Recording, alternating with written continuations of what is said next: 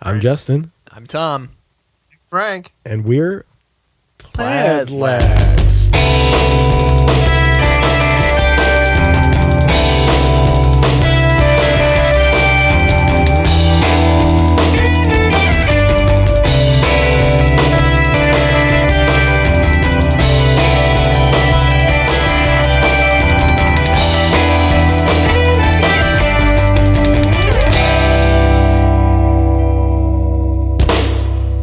So how we doing, fellas? Go ahead, Justin. Okay. It's what's today? 12th of December. The 12th of December. It's getting close to that big old time with the sack in the hand, and I'm not done my Christmas album.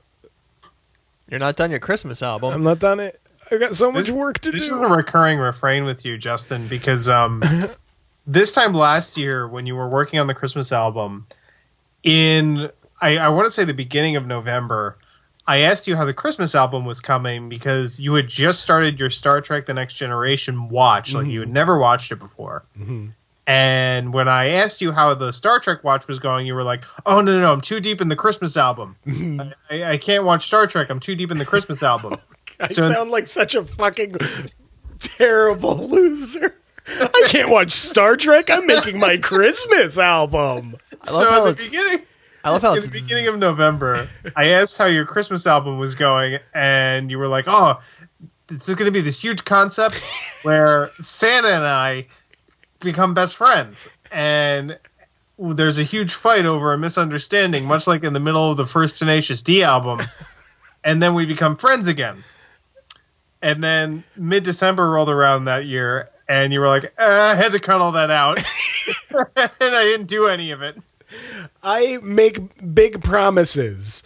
Just so you know that out there, ladies. Wow. But it'll happen. Who cares? Is that also what you're saying to the ladies? Yeah. Wait, what? You're saying you make big promises, but it'll happen. Who cares? Is that like your is that your policy on like commitment? Oh yeah. It is. What? How you doing, Tom? I'm doing okay as of today. Over the past like a month now, I've been having mucho grande problemo with my ears, including my hearing. For all you lads and lasses out there, if you want to Google something called diplacusis dysharmonia, that's a fun one. That's what I've been going through. Suffice it to say that it's intermittently caused me to hear everyone speaking like Daleks from Doctor Who. Oh, shit. And, yeah, including what they're saying, not just how they sound. Just that intensity. Yeah, it's okay as of now. It's funny because we've recorded 2 episodes on, like, the brief little pillars of normal hearing that I had. But it's as of this moment, okay. So, anyway, that's been a thing. I think what that means is Plaid Lads cure your ear issues. You know, it's funny. I actually thought because we recorded 2 episodes in 1 week and I edit both of them, when it first happened, I kind of thought that the Plaid Lads podcast actually caused it. Plaid Lads also caused the issues that they fixed. Isn't that might be something? Well, yeah.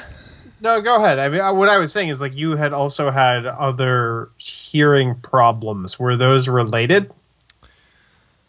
No, I don't think. It's all a big mix. I do have some hearing issues. My ears have been left tender little vittles after years of playing loud music, amongst other things. So I think they're perhaps more susceptible to these weird phenomena, but I believe that in this case that it was caused by something really humdrum and mechanical, like allergies fucking with my ears, making them all inflamed and whatnot. But yeah, I'm gonna get a hearing test soon and all that good junk. But existential crisis averted this week. we'll see how it is next week. That's how it is, man. You got to take each existential crisis one day at a time.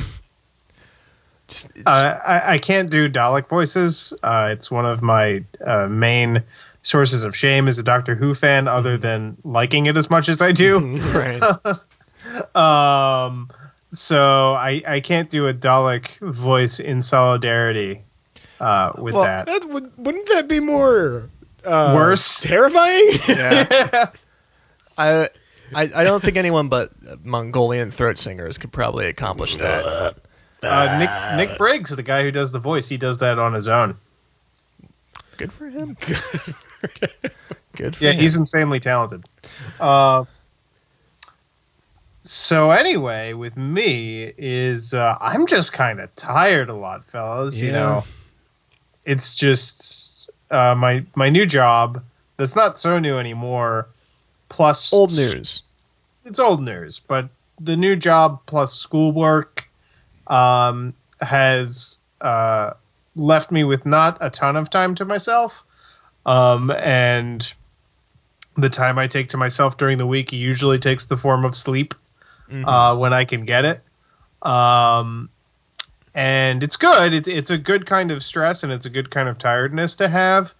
But I'm feeling it a little bit, and I'm relishing the period over like the next 3.5 weeks or so when I won't have schoolwork to worry about, and I can just, For have those of time- you at home who can't see, Frank is Skyping in from his bathtub, where he's holding a baby doll in his one arm, cradling it, and he's using a soup ladle to pour the brown liquid. I don't know what it is that he's actually sitting in a bathtub full of. He's gone insane, ladies and gentlemen. It's a real shame. Yeah. Yeah, I've gone completely nuts. But no, it's the job is good. It's the hours are long, and but it's good work and it's interesting work. And in fact, just today, I attended a symposium hosted by exonerated former death row inmates. Wow. Nice. Yeah, it was really interesting and harrowing stuff. At work the other day, we had a ukulele group come in. So it's equal. In the library, or Yeah. Did one of them dress in a giant rat costume? Yes. Yeah. His name is Matthew. were they playing Christmas songs? They were. Okay, I was gonna say, like, what else would they be doing? I also enjoyed how they kept it diverse, and so they did a Hanukkah song, and then they just did all of the Christmas songs from other parts of Parts of the world. the world. I So- thought you were gonna say they attempted to play a Kwanzaa song. No, closest they got was Melakaliki Maka. Okay, which is not close at all. No, exactly. It's actually further away. Yeah, They're nice. They are nice. They seem like nice people. Cool. So Justin's working on his Christmas album, his annual Christmas album. This will be number 4. This is my 4 years going, and I think this is the last. no, don't say that. No, it'll I go think on. you said that last year. It'll go on till I'm 5 years after I die. We talked all last week about creativity and perseverance and shit like that. Did we? I don't seem to recall this. I think we did. We talked about Inside Llewyn Davis. We may have cut that. I'm a pretty ruthless editor. I like to edit these episodes to make me sound as smart as possible, and you two sound like dum-dums. Which is weird because you edited out my dumbest segment last week where I mourned Daredevil, the TV show. That's not in the final cut, folks, but let it be known that I am sad that Daredevil was canceled. I don't want to talk about that.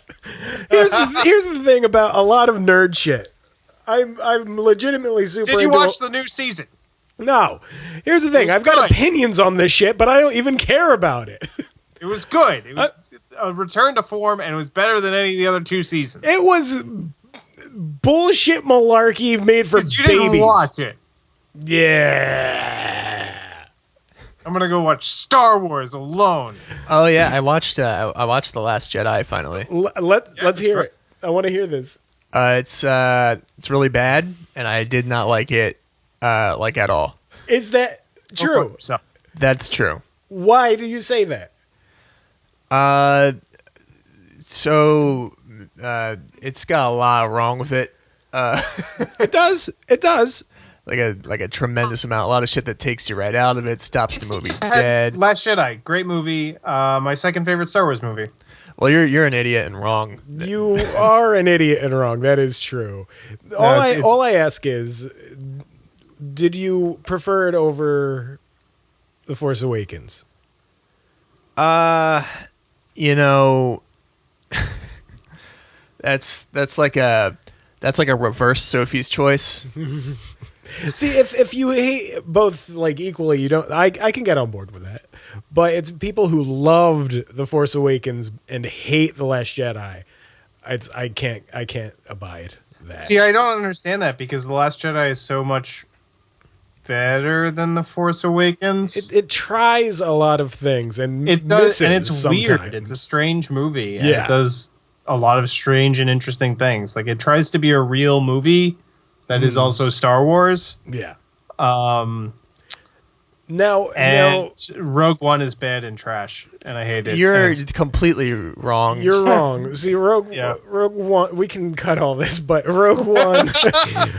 None of this is going in the episode. Rogue One. I agree that like Rogue One is all about. Rogue One is very much like Burn After Reading, the Coen Brothers movie. Oh, Burn After Reading's good. It is, but they're both movies that are all about leading up to a thing. And so anything before that doesn't really do anything except for lead you to the spot. And the end segment of Rogue One is amazing. No, it's not. It's bad. Oh, you're wrong. You're just trolling us now. You're a No, I'm not. I told Justin this as soon as I saw Rogue One that I hated it. Yeah, but for bullshit reasons because you're too. It's a terrible. I don't think I want to do this podcast anymore because if you hold The Last Jedi in higher esteem than Rogue One, only as films, taking Star Wars canon and fanboy hate out of it, then I don't think I trust your opinions on anything. See, The Last Jedi is a big old mess. It's very sloppy. I think Rogue One is a huge mess. You can tell. It is. The beginning is pretty. That they took it away. I wouldn't say it's a mess. I would say it's more. There's a lot of nothing in the beginning. It's just kind of lashed together loosely for the first half. Yeah, but it is also a very simple story, so you can get away with being a little looser that way if it's very simple. Last Jedi, there's a lot of stuff going on, and a lot of it does not hit, but I appreciate where they're going with it. Versus something like The Force Awakens, which is like, what is this? Like, why are we I mean, I'll doing tell you this what The again? Force Awakens is. Mm-hmm. It's the first movie. It's just the first Star Wars. Exactly. They just put new characters in it. Yeah, which I'm almost kind of fine if they do that with some of the like character beats. Like I'm fine with Rey like growing up on another desert planet and stuff. But there's no excuse for them having a bigger Death Star. It's a planet now and we're going to blow up a galaxy instead of a planet. Here's the argument. We're going to blow up 3 planets instead of 1. Boys, we should have been having this conversation when Barnes & Noble was paying us to do it. Just Yeah, lop it's this off and have a it's- Star Wars mini. No, it's fine. We're gonna move on, but final word, definitive word, Plaid Lad's official stamp. Last Jedi, hot garbage. Last Jedi is great. We have 3 different opinions about 3 different combinations of movies. This is weird. So tell us out there at Plaid Lads Pod on Twitter and Instagram if you're a Tom, a Justin, or a stupid idiot Frank. So enough about Star Wars, boys. How about the real world, planet Earth, in a galaxy close? Sneak attack! Frasier Crane has overheard a rumor. He spreads that rumor around. Bulldog is going to get fired. He's not. It's actually Father Ted. I don't know. That's a British thing, I think. Anyway, Frasier butts in. He has to fix what he solved. He problemed it all up, but now it's going to be hammer time. Because this week on Frasier, Season 1, Episode 11, Episode 10, oops. Oh! Why did you bring up Father Ted? God, Oh, the priest guy. yeah. Sneak attack over. What do we think of this episode, guys? I find it very problematic in multiple there's some instances. shit here, man. There's a joke in the very beginning with Niles. Yep. We're all on the same page with this one. So this episode opens in Cafe Nervosa, and we get introduced to the never to be seen again KACL diversity team with an audio engineer and Chopper Dave and everybody, and as if it's going to be a thing throughout the series, and it never happens again. But anyway, the engineer they were guy, planning on it though. He's a man of color, and He was on every 90s sitcom as the black guy. it's true. Yeah. He was really he was acting so hard in that scene. He had this bit part, and he was really trying to catch the eye. Did he have any lines? He did. He had. He did? Okay. What is the actor's name again? I have no idea. But he's good. He's in so many things as the black guy that that exact bit that they do. Yeah. Has happened to him in many, many sitcoms. Now, Wayne Wilderson. Wayne Wilderson is the actor, and you are exactly correct. He has been in everything. Now, you say that the joke is problematic. I think the joke is... Okay, so the joke is that Niles is introduced to this group of people, and they go around introducing, and when he shakes hands with the engineer guy, he goes, "My man." and the engineer makes a face like, what the fuck was that for? And then as he turns away, Niles has a private moment of embarrassment and shame. Yeah. I don't think that's problematic. I don't think that's problematic. It wasn't that Niles joke. Oh, no. Okay, what is it? It was I have a group session with people with multiple personality disorder, and I have to keep multiple cards for all the names. Takes me forever to fill out the name tags. See, Yeah. Yeah, I'm cool with it because multiple personality disorder isn't a real thing. Yeah. It's not a real thing. or First at of least all- that first of all, it's not version, real. that Hollywood version that the joke is about is 100% not a real thing. There are Ladies and multiple, gentlemen, it's called dissociative identity disorder. but another one, psychology type joke that I appreciated how it was handled. An overeater calls into Frasier's show and says, and Frasier's saying, yeah, it can be really difficult. And the guy, the fat guy, was in the drive-thru at a fast food restaurant. There was this episode. I enjoyed that. And Frasier was like, "I'll thank you to order a large fries."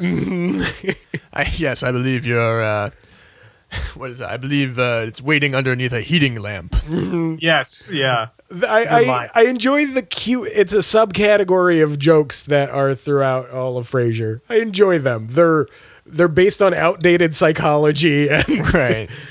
and what I found problematic was one, that trope that's in everything, and including the famous photograph of the soldier coming home or something and kissing the Oh, yeah. which then we found out fairly recently, the past few years, that they didn't know each other. Right. That was basically assault. And Bulldog does that to Roz when he is all hyped after having quit. And it's like, I don't like that. Yeah, that wasn't great. It's not something that ages particularly well after the past 2 years. Yeah. Don't get it wrong though. It was, we weren't supposed to watch that and clap in childlike Yeah. delight. Oh, sure. It was meant to be You're not gross. supposed to like the Bulldog. But it was also and I don't like the Bulldog because I think Dan Butler is a bad actor. Frank, well, I've already established that I don't trust your opinion anymore. Yeah. Everybody out there, Frank is a big dumb idiot baby with dumb opinions for children. His face doesn't change when he's delivering these lines. I want you to look in the mirror right now, honestly. Look in the mirror and talk and say emotions. Your face does not move at all because nobody's does. What are you talking about? Face is fucking moving? His face doesn't change. You're supposed to Nobody's change your face changes. What are you talking about, Frank? It's called emoting as an actor. Yes, face changes. emoting. It's about being steely-faced and eyed, and then you go, ah, or, huh. Is my He face isn't doing changing, any you of that. son of a bitch? Is He's my face changing? He's doing a stone face when he's supposed to be funny. Not funny. Bad. This is total BS. When he bangs his head on the table, he doesn't look anguished or angry or upset. When he finds out that he's being fired and he starts banging his head on the table, he's half smirking. And Frank, fuck you, Dan Butler. I hate you, and I'm glad you're not in movies Frank, or on well, television. you can say that, Frank, because your work as a character actor has been labeled Has flourished. some of the most emotive. You're like the text-to-voice one that says emotive. Hello there, I am Frank. I am I'm the emoting. Stephen Root of my day. What? I'm the Stephen Root of my day. Stephen Root would have been a better Bulldog. Oh my God. Are we doing this now? Okay, I think Terry Crews would make a great bulldog. Terry Crews is making an excellent Bulldog. I had this thought. There's a character named Bulldog in this show, but Kelsey Grammer looks like a bulldog. That's a real observation. Well, that's now a segment. You don't know it, but I'm gonna sprinkle a little synth in there right now, and that's been a real observation. We should say that the boss in this episode, who KACL goes through a series of bosses until we get to Kenny. Yeah. I love Kenny. Kenny's a great character. I didn't they built this character up off camera so much that when you finally see him, it's kind of eh.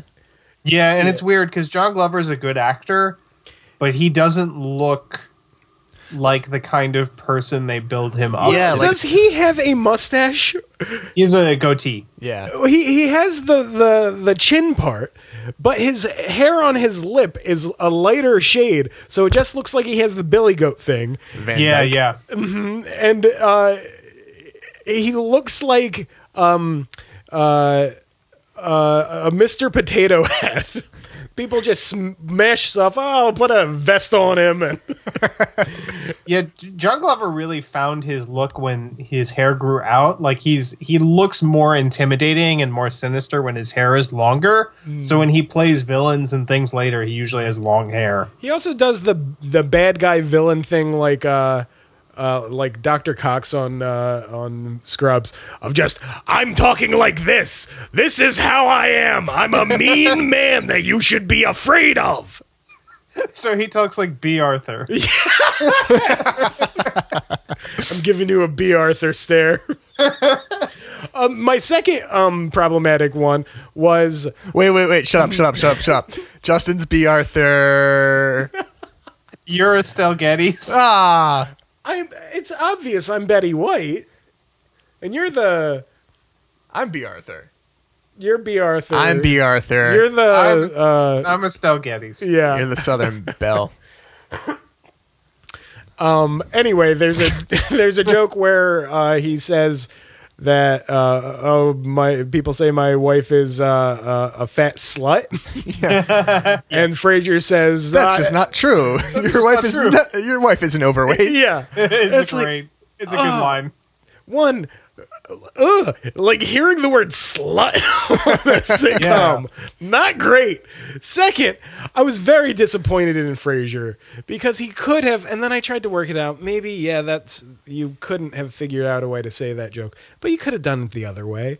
I think this was more about Frasier bumbling than it was about his wife being a big old slut. It is, but I didn't like hearing. It's about the delivery of the line, and I think Frasier did well in this episode, but overall, I felt it also had so many through line jokes that just felt like they were left over from other episodes, and they were just put in there. There was the pickle. There was yeah. It was like this fell flat for old Justin Pie. It also had a really, really weird visual device where it was Bulldog yelling at his boss, and they used the fisheye lens, fisheye POV, and the overdubbed that's a very 90s dog barking. Oh my god, that was very weird. Super 90s. This is a big old stinker of an episode. I'm sorry, guys. Yeah, it's not great, and I'm glad they got rid of the priest character too. Like, that gag was not funny. I liked him. I liked.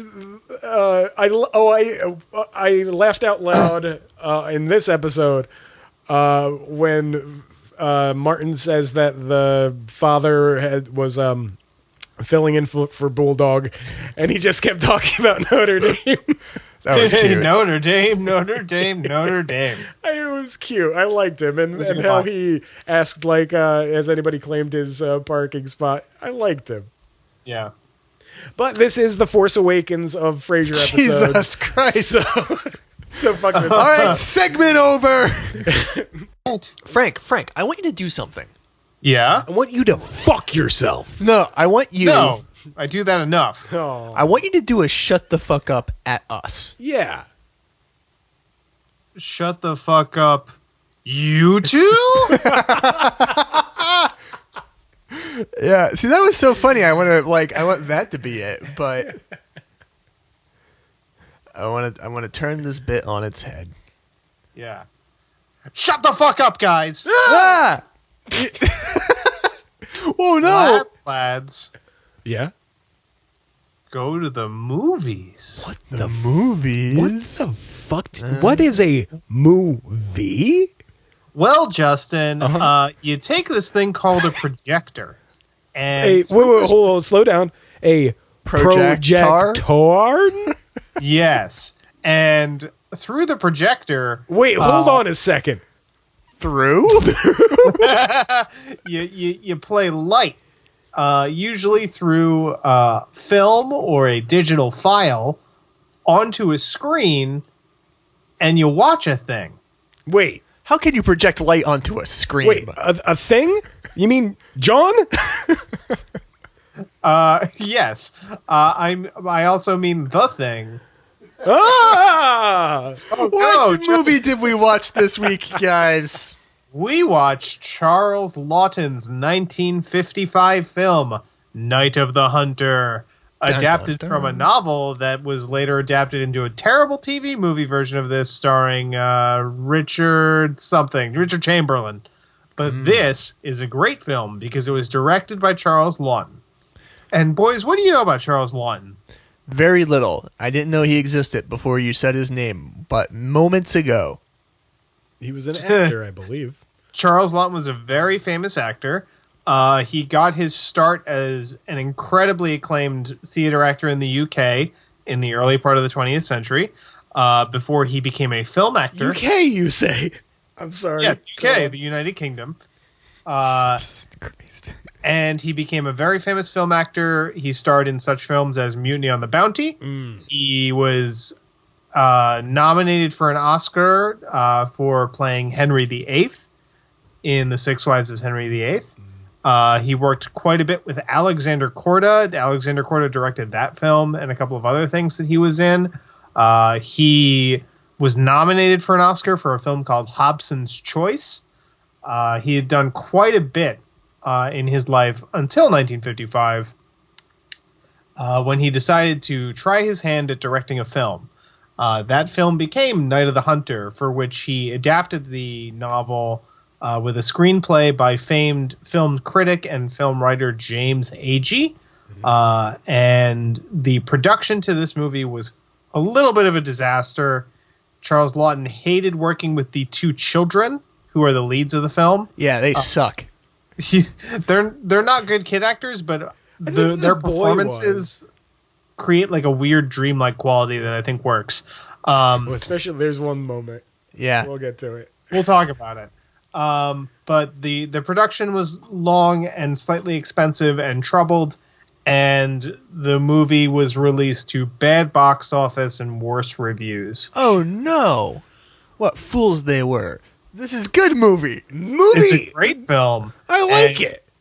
Much like many films of its stature, it sort of grew in reputation as decades passed, and people sort of saw it and reappraised it. And now we realize that Night of the Hunter is kind of a peerless masterpiece.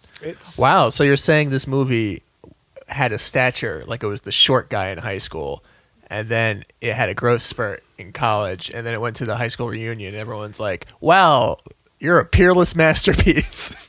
Yeah, this movie is like if Marty McFly got taller.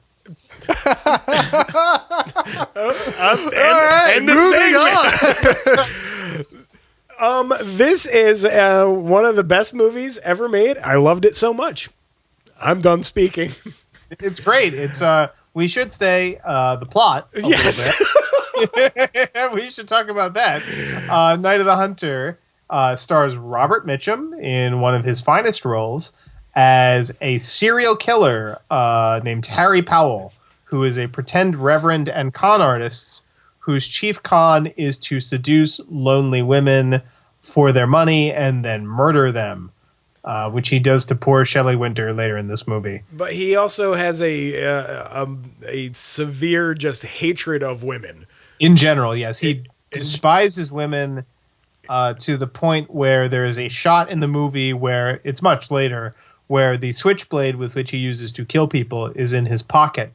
Mm-hmm. And you see him flick the blade of the switchblade open as he's staring at a pretty comely young woman. Mm-hmm. The switchblade obviously taking the place of his erection.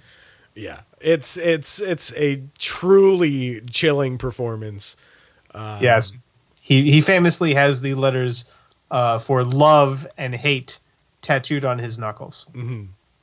Which, man, they stole that from Do the Right Thing. Well, let's talk about that for a second. Yeah, I believe those two scenes, which are largely very similar scenes, where they're describing the battle between left hand, right hand. The other one being Radio Raheem and 1989's Do the Right Thing, Spike Lee. Continue. Doing basically the same content are two, in my opinion, of the greatest scenes in film history, and they're completely opposite scenes. They mean completely different things. In Do the Right Thing, this is a genuine statement of this battle between good and evil, of love and hate, and that love's going to win. And in Night of the Hunter, you can see his eyes change when he does it. He's going into performance mode. And he tries it on a few occasions in the film to varying success. But it's chilling. And they both get strangled to death by the police at the end. Mm-hmm. Well, the motivating factor for Harry Powell, aside from his hatred of women, is this sort of long con, this Bluebeard con where you seduce women for their money and then you kill them and you take the money. So while Harry Powell is inside, his cellmate is a gentleman who has just hidden a great sum of money in a doll and hidden the doll on his property. Unbeknownst to Harry Powell, the money's in the doll, but Harry Powell gets wind of this money and that man is executed. But wouldn't you know it, he's got a family. He's got a wife, played by Shelley Winters, who is now a widow, and two shit-eating kids. So they're in Frank. they're in a small town in West Virginia, where old Harry Powell strolls in and he seduces old Shelley Winters. And when she won't quite tell him where the money is, he fucking kills her and puts her body in a car and puts the car in a lake.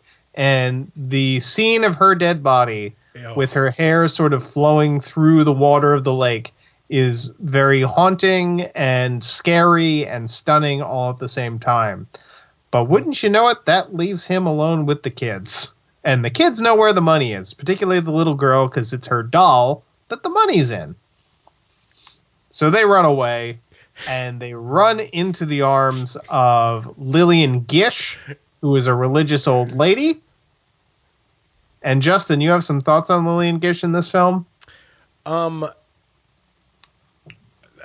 Every single scene that she was in, I cried.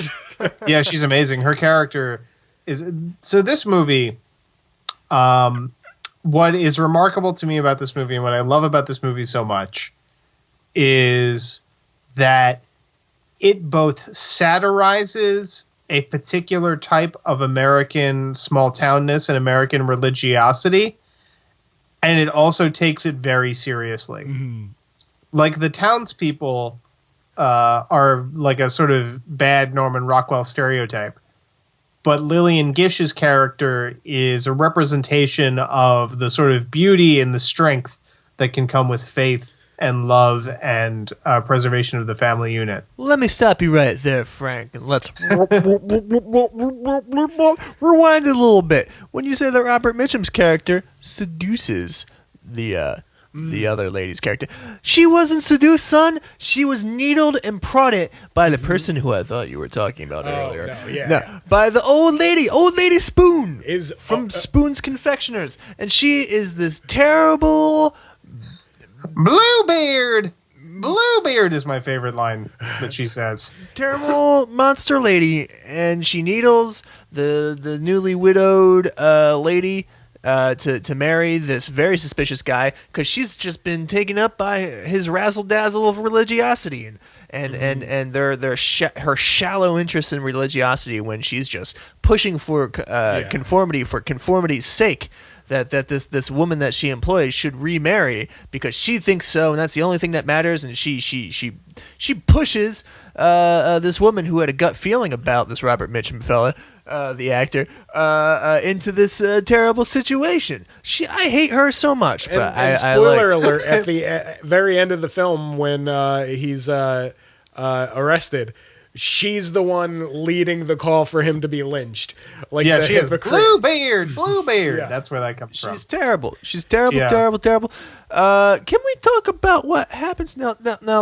Watching this movie, I had the feeling that it was adapted from a novel because it went on and sort of like one of the most dramatic moments, the murder of the mother. What's the actress's name? Help me out. Shelley Winters. The murder of Shelley Winters' character happens like only maybe halfway, maybe a little before. Less than that, I would say. In the film. So it kind of felt like it was adapted from a novel. But she goes through this weird transformation. So her husband leaves her to rob the bank to help with the desperation of the Great Depression for his children. So she's very unfairly widowed. And then she's very skeptical of this carpetbagger type who comes in, and then she's pushed into it, and she reluctantly sort of gives into it, and sort of maybe lets herself enjoy it a bit. But then he reveals himself as a psychopath. But then she changes. She keeps saying, I want the strength to be what he wants me to be. And she becomes the chaste religious zealot. There's a scene where they're on the pulpit together as he's preaching. And it's really disturbing to see how she like loses, like she just gets this Stockholm syndrome thing. Yeah. I think it's truly stunning. And it shows up later on. Her big change starts on her wedding night to Robert Mitchum, when she kind of like wants to get some dick. Yeah. She wants to get her back walls blown out. and he basically says you slut shames her and says, do you want more children? Because that's what sex is for. And that is one of the scariest scenes, because I'll get to what I was going to say. But the first time I watched this movie, I kind of watched it as he's a complete charlatan using religion for his own ends. And the second viewing, that completely changed. I thought, how could you think that? He is deeply religious. There's a scene in the cell when the cellmate asks him, like, he's a little weirded out by him, like, what religion are you? And he says, like, one that agreed between me and my God. He has his own religion.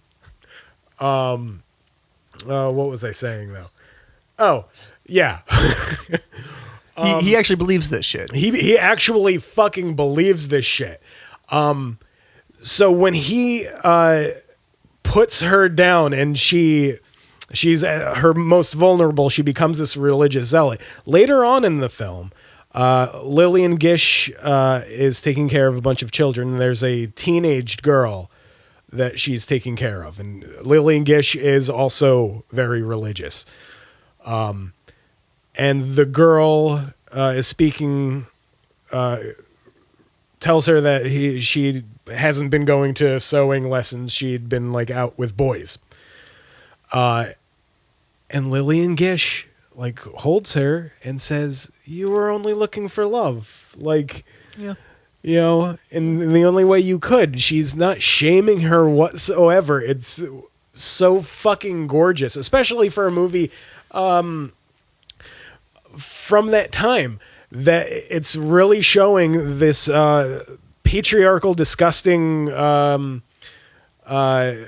Christian ideology, which, by the way, the villain of this movie is Mike Pence. Yeah. Secret Service, if you're listening, we're just joking. But you have this patriarchal figure and this matriarchal figure. It's goddamn gorgeous. I think I rambled a bunch there. That's all right.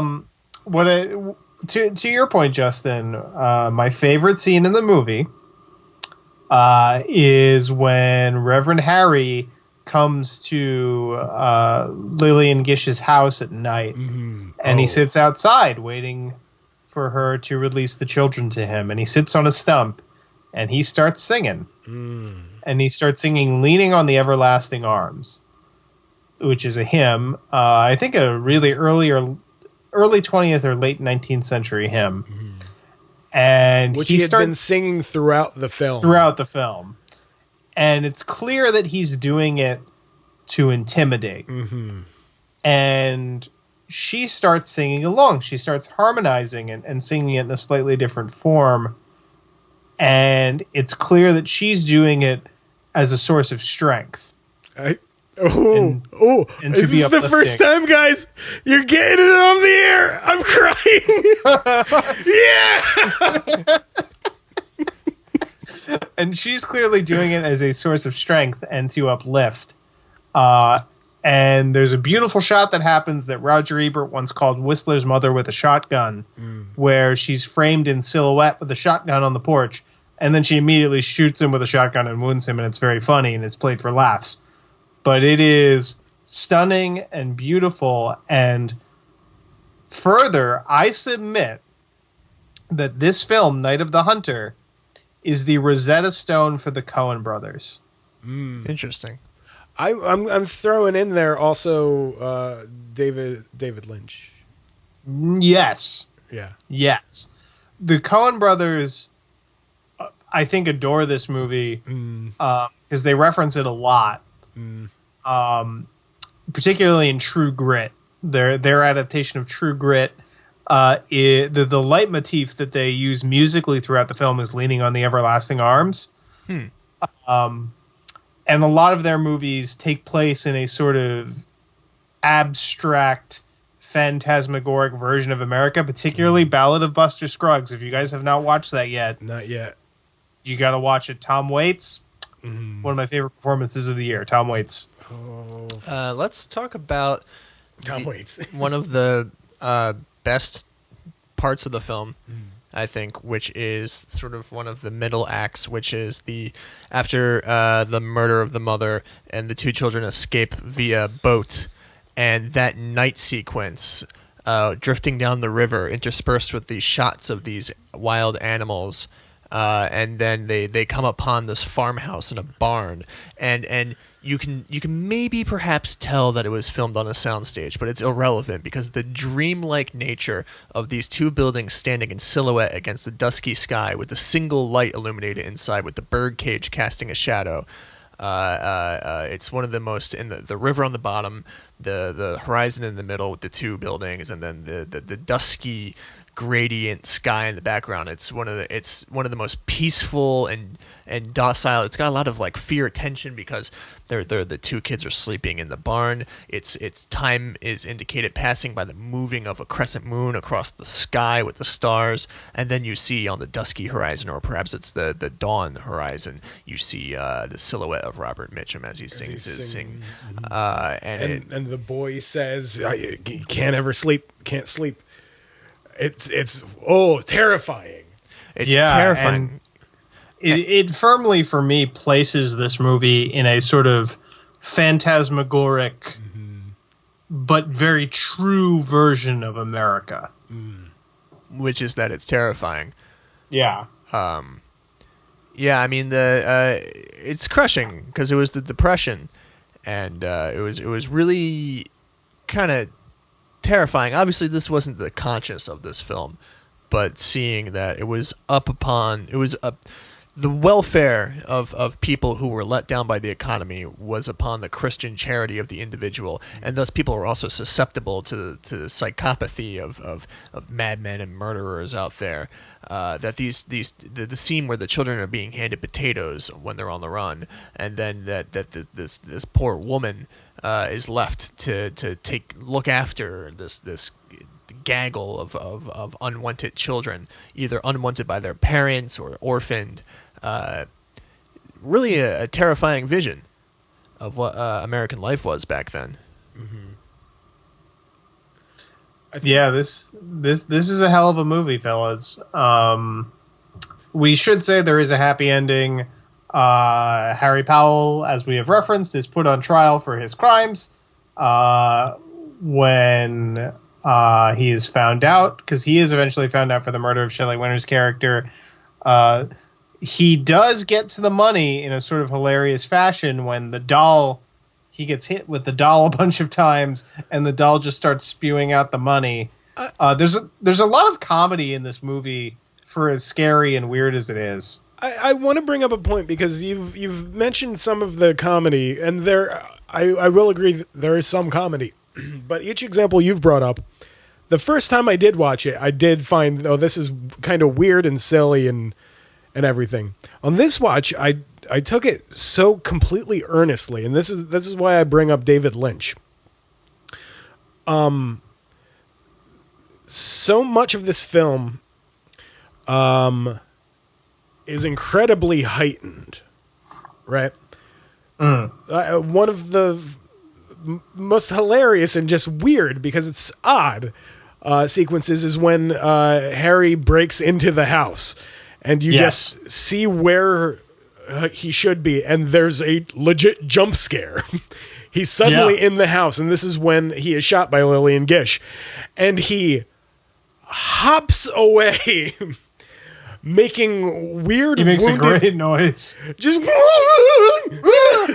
Yeah, and it's ridiculous, but it's the same kind of earnest weirdness that you find in like David Lynch.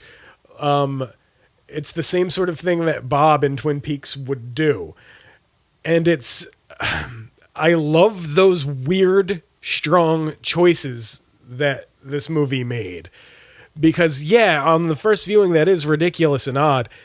But on second, it's terrifying because this is not a human man. Can we? You're just making me think of all the parallels between this film and Twin Peaks. Oh yeah. The beautiful blonde corpse, the possessed interloper in communion with an evil force. That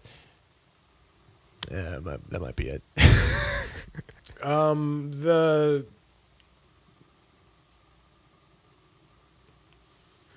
Keep going. You're almost there.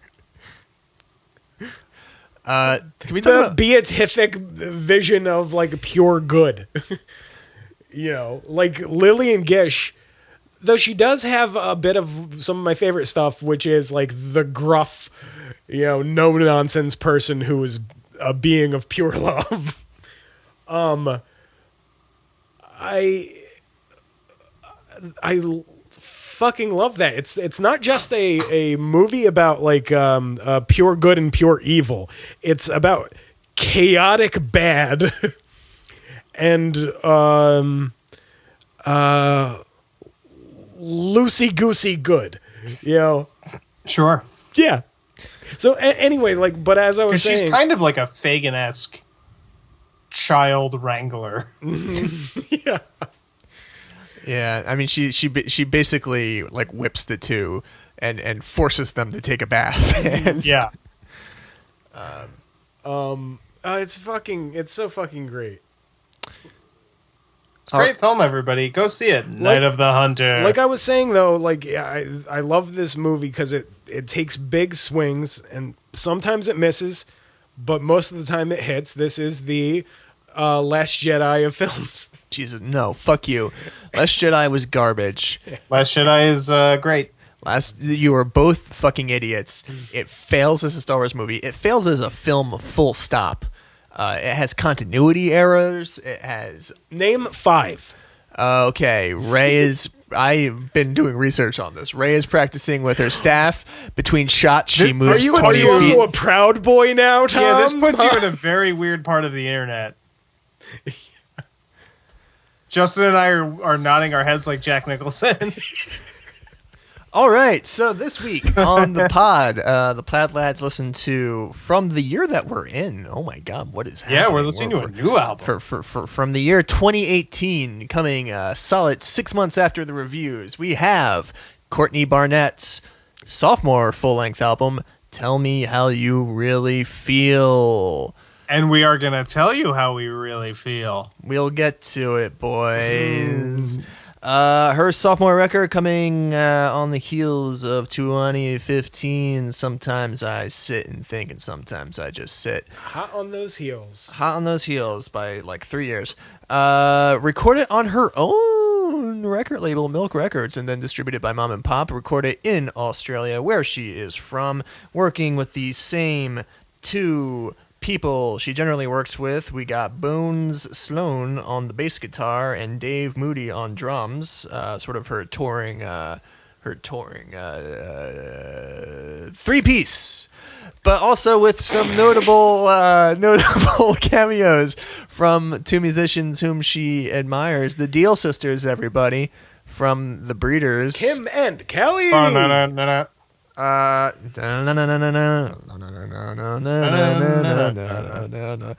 we're just gonna do that whole album. Let's driving all night. All right, so what we think, lads? I think this is a good album that is not as good as Sometimes I Just Sit and Think, but it's good. Justin. I last minute realized I had to listen to this album, and so I spent driving to work and here listening to it. There are some songs on here that I fucking love so completely. One of them made me cry. And a lot of stuff that kind of feels it's good. This is a good album with some bright spots and some that I don't care. That seems to be the critical consensus on it. It was generally favorably reviewed, with one exception being AV Club, who gave it a C. And I looked at that review, and basically that review was saying the same thing as everybody else, except which is that it's sort of more, it's less pointed and more timid than sometimes I said. But that was their main point, that it was less pointed and more timid. I kind of agree. It strikes me, Courtney Barnett has this charm to her, which is kind of like her whole like deal as a musician. And it comes from her point of view, and it comes from her sort of like averageness, I'll say, sort of like the relatability and frankness of her outlook on things. And that was sort of the charm, especially early on with like Avant-Gardener, and then for most of Sometimes I Sit, that sort of daydreamy kind of like, oh wait, you do that too kind ofness of it. And this one, it had less of that. It was more her kind of, it felt like before she was this person overwhelmed by her situation and reacting to it in a way that was very relatable and endearing. And this one was she sat down to write a record, but with that same kind of reactionary averageness. Like, it wasn't like she took up a point of view and explored it. And thus, it's got some really solid tunes musically, but for me, it fell a little flat. What she has done, yes, there is that kind of like the endearing averageness, which is like the persona and her point of view in the songs. But the thing that I find most interesting, and I think she's great, is in the composition of the music, which that's why a lot of this fell flat for me, because it seemed more generic and anachronistic. That a lot of what I love about her music is she reminds me of the Roaches. She reminds me of, it's the kind of thing that just laying out what you're talking about.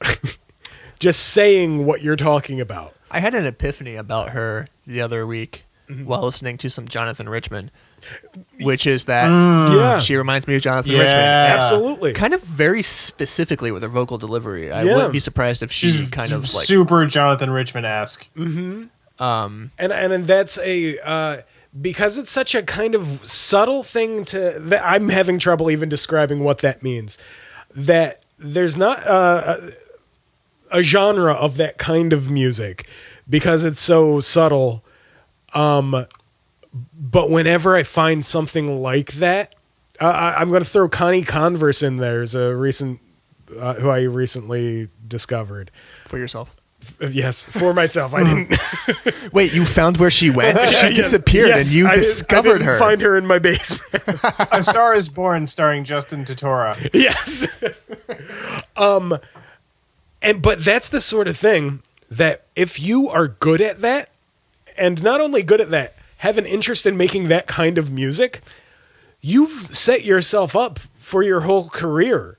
I mean, Jonathan Richman's the perfect example. He found a good thing, and he did it the rest of his life because you can. When it's something that's so weird and specific, you can put anything you want into that. And that's what's kind of disappointing about this album. Though once I didn't listen too much to the first album either. I heard what everybody did. I found out about her on NPR. Right. But those kind of things, and there are a few songs on this album, the first track and the song Charity, which is the one that made me cry. It's a great song. That are in that vein. And it's like, that you've found that stick in that. And I would become a fan, a huge fan. So one thing about this record, I was talking to Justin about this a little earlier, which is Courtney Barnett is a unabashed fan of the Breeders. I'm sure she likes the Pixies too, but she's weirdly very into the Breeders. He's giving the finger. If she likes the Breeders more than the Pixies, that means she's right. Okay, Shit. we'll come back. Shit. We'll come back to it, guys. We'll get there. Save it. And so famously in 1994, the Breeders and Pavement had this beef, where based upon it was the Breeders' first record, only record of the 90s, with Cannonball, and I think there was some sort of beef between Kim Deal and Stephen Malkmus, and Malkmus, it might be apocryphal, was like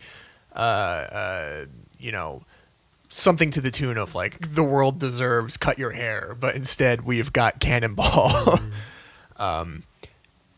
Which I'm totally mischaracterizing, I think, but I think it was as simple as a childish Cannonball's better than cut your hair. Nuh-uh, cut your hair's better.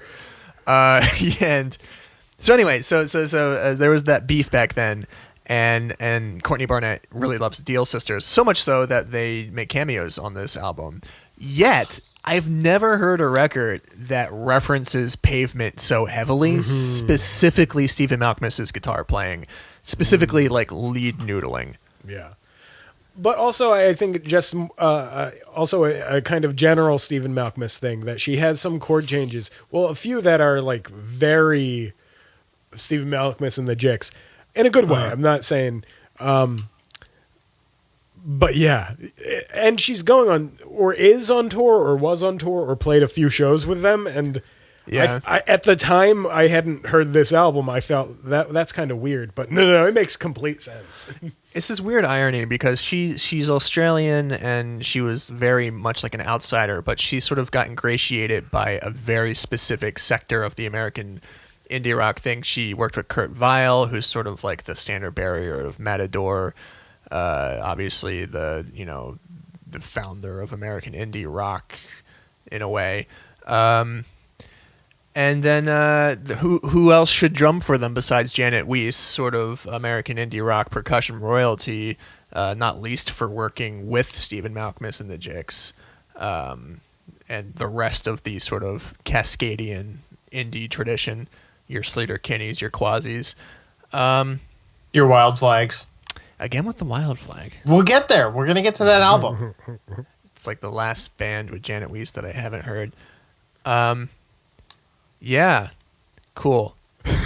I want to say something about Australia. Oh, here we go. Here we're going into Justin's anti-globalist rant. No, I consume a fair amount of Australian media, mainly podcasts. Why? Oh, okay. Yeah. I was going to say why.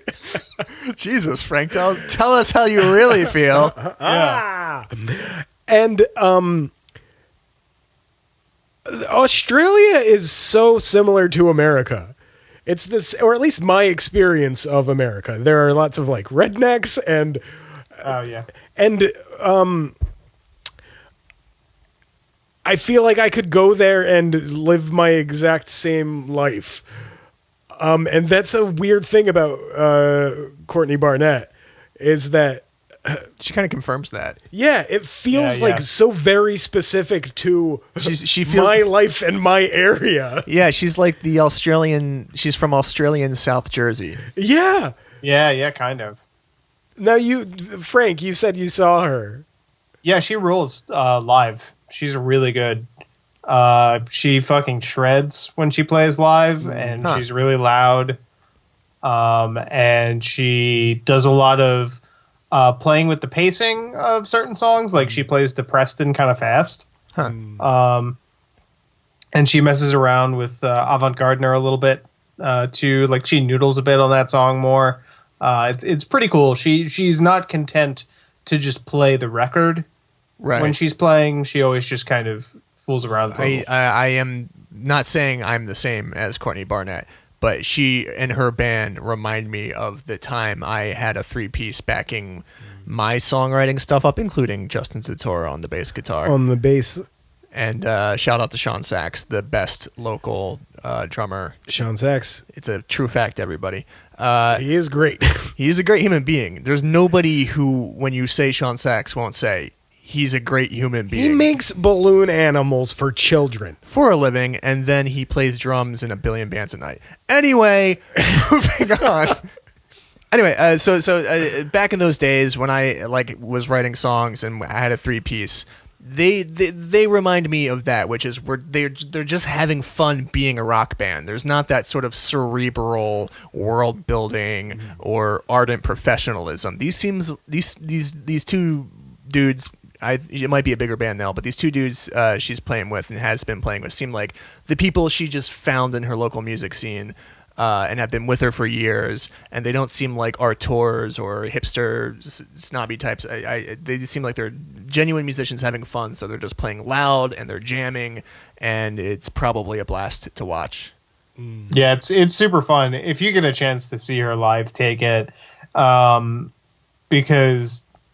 like Tom, you're 100% right. They are just having fun, and being a live band and playing a show. Like you get the sense that like there's the kind of energy to playing a show that a band that's only filled with semi-young people can still have. Right. Because after a while, it just becomes sort of perfunctory, even in the best performers.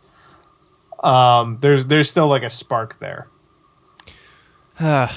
Yeah, and I think that's a lot of her appeal. A lot of her appeal is so specific to her personality and her as a person. People love her. She's very endearing.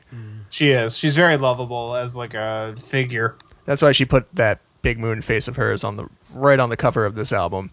Yeah. Anyway, consensus is we like it, just not much as sometimes I just sit. Or sometimes I sit. Frasier, where is the Frasier? Frasier the crane. Frasier the crane. Ba ba ba ba ba ba. Frasier takes his dad to a doctor, but the doctor died. That's a bad sign, if you ask me. Get it? Frasier is now concerned with his own mortality because the doctor is similar to him in every way. But then he discovers that he solves the issue by talking to some Jewish people. This week on Frasier, Season 1, Episode 11, Death Becomes Him. Huh. So here's something about this episode right off the bat. Mm-hmm. Niles is creepier to Daphne in this episode than he has been to date. That I had this very question because previously on the podcast I applauded the show for not sexualizing Daphne or not making her an object, and I laid the blame on Niles. Niles is sexualizing Daphne, but the show up until spoiler alert, this point, I didn't feel was. But this time... the show does it. Does the show? I had that question. She has a line where she's talking about how, you boys should be okay with having a woman doctor for once. Can you imagine yourselves naked and goose-fleshed and scared and alone while someone's touching you? And Niles is just staring at her. Yeah. Yeah, picture. That's a trope that they do throughout the series. I chalk it up to an awkwardness. Maybe they didn't know what they wanted to do with that bit this early on. Like they also had like a really, really weird. Daphne was weirder than she's ever been in this episode. Like she was more unformed in this episode than she was in previous ones. Like she had some weird stage movement where she kind of traipses over to the couch in a really uncharacteristic way, and she kind of like touches one of the other actors on the knee to reassure him in a really just like it's really weird, as if they like retooled her halfway through and then they put her back the way she was. Yeah. Because that bit right there at the doctors, that's something that comes back time and time again. But sort of once the characters are sort of more familiar with each other, like for instance, they're reminiscing about like youthful trysts or embarrassing moments that they have to live down. And she'll tell similarly sort of revealing stories, and Niles will similarly become transfixed. But in those, it's more of like a slapstick kind of like Buster Keaton overdone like physical comedy thing. Whereas this, he was just sort of like licking leering his lips and getting was sweaty. Yeah, like going cross-eyed and getting a boner. You hear the switchblade go in his pocket. Yeah. Oh God. It was aggressive. Yeah, it's and she makes a comment about wearing a hospital gown, and like having your as she says bum hang out of the hospital gown, and he like does a look, kind of a thing, and it's packed into the beginning. Like none of this goes past a certain point. Yeah, it's just a But dark spot it on. stood out. This is one of the times that the show has done this, the Niles being a creep thing, that Frasier doesn't see. Frasier doesn't react to it. And I think that might be part of why it feels so disgusting, because normally Frasier looks at him and judges him. Yeah. Yeah, I think this episode was written out of order or was filmed out of order, because the way that it's played, you would think Frasier doesn't know it yet. Yeah. Yeah. I could totally, even with the performances, I could totally see this being like the third episode they filmed or something. Yeah. Like this was, I think this was early. Speaking of the characters and them being themselves, I'm going to contradict myself. I think we got some really good, solid John Mahoney in this one. Great job. The waiting room bit, when they're sitting there, they capped it off with a really awkward kind of joke where this old lady kind of gives them the litany of all the things, of the reasons why she's in there to see the doctor. And Frasier had been encouraging Martin to pass the time by reading a Cosmopolitan magazine like sex quiz. This is a really good joke. Yeah. And it was still on his mind. And after the old lady gives him the litany, and she goes, "Oh, well, why are you in here?" And he can't think of anything, so he says, "I've got sensitive nipples." I also like he's reading out the Cosmo quiz, and Frasier says, "It's not an oral exam," and he goes, "You missed the next question down." Nice. Yeah, good jokes in this one, I think. Better than the one before it. There are at the Shiva at the end. Oh, he's asking them all about him, and multiple people about the doctor, asking about his health, and multiple people are saying like, "No, yeah, he was the healthiest man ever. He played basketball 4 times a week." And Frasier says, "Oh, are you sure he's not even dead?" Yeah. And immediately it was like, oh, okay, sorry. And the people he's talking to who are being super friendly are just like crying. And then the episode ends on a weird note where he's leaving, and then a beautiful young woman comes up randomly and says, "I saw you, and I think you're great, and I would want to get to know you," and then have sex on you. Yeah, and he kind of like, do sex to you sometime. That's the end. And it was so poorly handled, because they could have based it in some form of reality.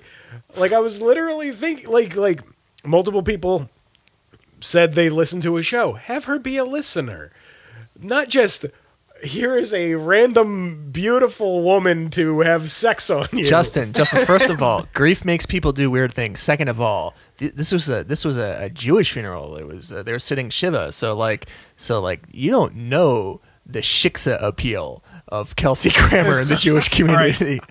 I mean, Lilith was Jewish, for crying out loud. That's a Seinfeld joke, by the way. He's got a fucking Easter Island head, and he is as hairy as disgusting. You're getting me revved up, baby. Jesus. There we go. Can you see that? Yeah. Yes, I can. So I'm showing Frank a mug that Justin gave me for Christmas. And it is a mug with some vaporwave graphics on it, a deep fried dank meme of the quintessential Frasier moment of all time, where Kelsey Grammer belts out, "I am wounded." Oh my god! Anyway, right. I wanted to bring this up because I had this real observation while watching the episode, that how on multiple levels, but this way specifically this time, how weird of a show this is, that it is about a single middle-aged man.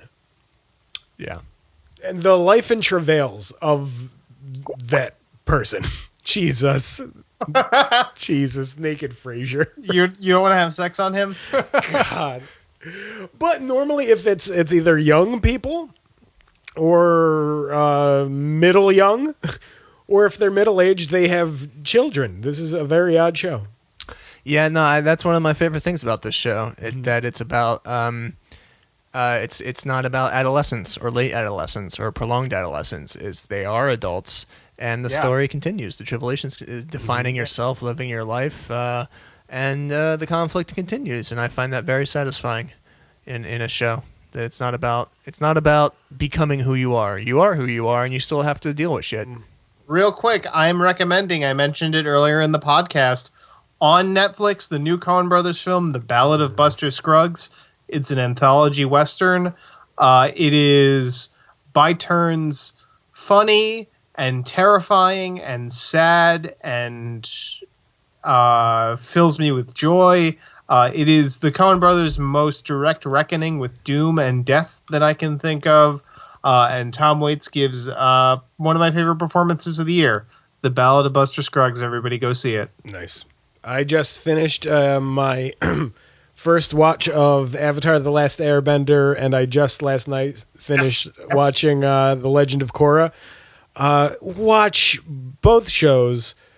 We will talk about it at some point. We will, because watch both shows. Watch all of Korra, but really only watch season 3 of Korra. I think we'll get to it. Boys. But it's Avatar: The Last Airbender is an incredible show. The Legend of Korra is a very interesting world building and a completely different show that expands the mythology. And I think it's very much worth it. Watch both. Read the comics. Netflix is making a live action show, remake. which they shouldn't. They shouldn't, but I'm interested to see what they have because the original creators are on board. We'll see. It doesn't need to be, though, because Avatar: The Last Airbender exists. Go out there and watch it. I love you all. I during my weeks of bizarre hearing phenomena, I would distract myself by watching the entirety of the great BBC show Extras with, of course, Ricky Gervais. And various guest cameos, and I really wish I knew the name of the Scottish lady by heart. She's very charming in that. Which is great. Hilarious, wonderful cameos. I'm sure you've seen all of the cameos on YouTube already, but it's also one of the most heartwarming character stories between the relationship between the Scottish lady and Ricky Gervais. It's a fantastic show.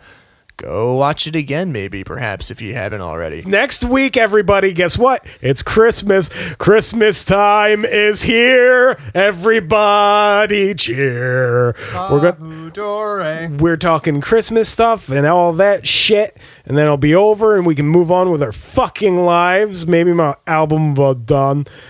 But we're going to be talking about, get ready, Frasier, Season 1, Episode 12. Miracle on 3rd or 4th Street, the Christmas episode. And we're going to be watching, it's on Netflix. I haven't seen it. It looks really bad. It's got Kurt Russell in it. I'm not excited for this. We should have done a good movie. It's in the Criterion Eclipse series. The Christmas Chronicles, everybody. Go watch it on Netflix. It's going to be something. It's going to be a real I'm not blast. looking forward to this. Anyway, you stupid fucks, follow us on social media, Instagram, Twitter, our Gmail, all the same, Plaid Lads Pod. At Plaid Lads Pod. Add Frank McDevitt to tweet at me and yell at me for my opinions. And the email is not at PlaidLadsPod. The email is plaidladspod@gmail.com. You all know what I'm talking about, you dummies. If you leave us a 5-star review on Apple Podcasts or any other thing that I can see, we will read your reviews on the air. Who are Plaid Lads fan? And welcome to Wonderfalls. Oh, you must watch, because there are 5 reviews now. Okay. It's not loading. One of them, I hope, is left by Lindsay. Shout out to Lindsay. Shout out to Lindsay. This is from Monster Mash Johansson. Subject line is, yeah, great pod, good job. This is from Jesus Hampson Christ. Parm. Good to listen to. I listened to it, and it is good. Fun to listen to, and also good to listen to. You should listen too if you like to listen to good things too. Here's from Welcome to Christ. Wonderfalls. Fun, very silly. Get a load of these guys. This is from Plaid Lads Forever. Cool, we like it. This is from Aunt New Joyzy. Fun podcasts. Get silly, then it gets dark, then it gets insightful. Good podcast if you like specific things. That could be one of you out there. All of those were me. We need reviews, guys. Please. So yeah, once you get done listening to this 3-hour episode, review us on the internet. Goodbye. Bye. Oh yeah, I have a everyone. band. Check out my band. Check out his all band. of Frank's coworkers. It's called Elbow Ache. Yeah. It's on the internet. Elbow Ache, you can search it. It's on Bandcamp. I'm welcome to wonderfalls.bandcamp.com. I'm welcome _to _wonderfalls on Instagram. I'm also some things that made me cry on Instagram. Get into it. I have nothing to plug. I work in the legal field. Hey, you. Oh, never mind. All right, I'm gonna hit stop now.